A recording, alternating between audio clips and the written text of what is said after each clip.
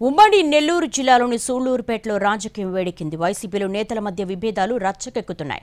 ఎన్నికలు సమీపిస్తున్న తరుణంలోనూ సయోధ్య కుదరడం లేదు. సీనియర్ నేతల ఐక్యత కోసం ప్రయత్నాలు చేస్తున్నా ఆశించిన ఫలితం మాత్రం రావడం లేదు. నెల్లూరు జిల్లా సూళ్లూరుపేట నియోజకవర్గంలో రాజకీయం రసవత్తరంగా మారింది. ఇక్కడి నుంచి వైసీపీ అభ్యర్థి కిలివేటి సంజీవయ్య వరుసగా 2 సార్లు విజయం సాధించారు.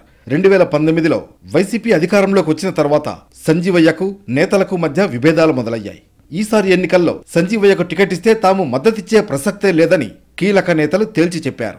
పార్టీ రీజనల్ కోఆర్డినేటర్ విజయసాయిరెడ్డి నిర్వహించిన నియోజకవర్గ సమీక్షా సమావేశంలోనూ సంజీవయ్యకు వ్యతిరేకంగానే తమ గళాన్ని వినిపించారు. సంజీవయ్యను వ్యతిరేకిస్తున్న నేతలంతా దొరవారి సత్రంలో 2 సార్లు సమావేశాలు నిర్వహించారు.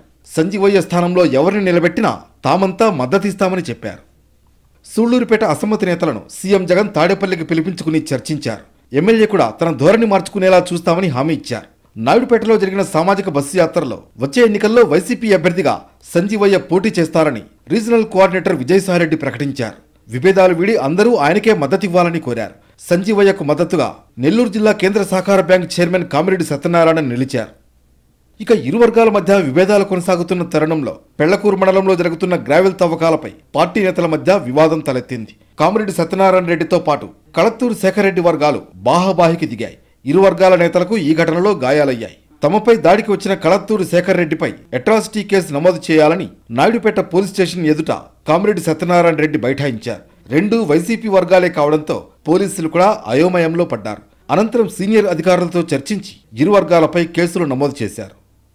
సంజీవయ్యను వ్యతిరేకిస్తున్న Naidupeta municipal vice chairman Rafi, Katta రమణారెడ్డితో వైసీపీ నేతలు చర్చించినా ఫలితం లేకుండానే పోయింది. ఈ నేతలిద్దరూ వైసీపీని వీడి టీడీపీలో చేరిపోయారు.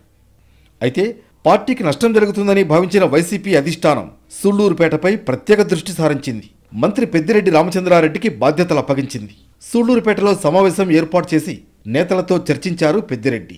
ఎన్నికల్లో అందరూ కలిసికట్టుగా పనిచేసి సంజీవయ్యను గెలిపించాలని కోరారు. సంజీవయ్య వల్ల ఎలాంటి ఇబ్బంది ఎదురైనా తన దృష్టికి తేవాలని పెద్దిరెడ్డి నేతలకు సూచించారు. మంత్రి పెద్దిరెడ్డి సమావేశం తర్వాత సూళ్లూరుపేటలో నేతలు కార్యకర్తలతో ఎమ్మెల్యే సంజీవయ్య సమావేశం నిర్వహించారు.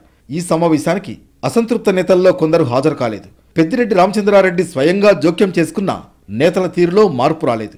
దీంతో మరోసారి మండలాల వారీగా సమావేశాలు నిర్వహించాలని ఎమ్మెల్యే వర్గీయులు భావిస్తున్నారు.